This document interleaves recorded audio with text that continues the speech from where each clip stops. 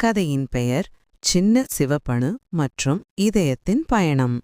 ஒருநாள் மனித உடலுக்குள் சின்ன சிவப்பணு ரெட் பிளட் செல் என்று பெயர் கொண்ட ஒரு சிறிய வீரன் இருந்தான். அவன் வேலை என்ன தெரியுமா? உடலின் எல்லா பகுதிகளுக்கும் ஆக்சிஜனை கொண்டு செல்வது. ஒரு காலை இதயம் அவனை அழைத்து, சின்ன சிவப்பணு, இன்று உனக்கு ஒரு பெரிய வேலை. நீ மூளைக்கும் கைகளுக்கும் கால்களுக்கும் ஆக்சிஜன் கொண்டு போய் வா என்றது. சரி இதயமாமா என்று சொல்லி சிவப்பணு ஒரு பாதையில் பாய்ந்தான். அவனுடன் அவன் தோழி சின்ன வெள்ளையனு கூட இருந்தாள். அவள் வேலை உடலை நோய்களிலிருந்து காக்கிறதாம்.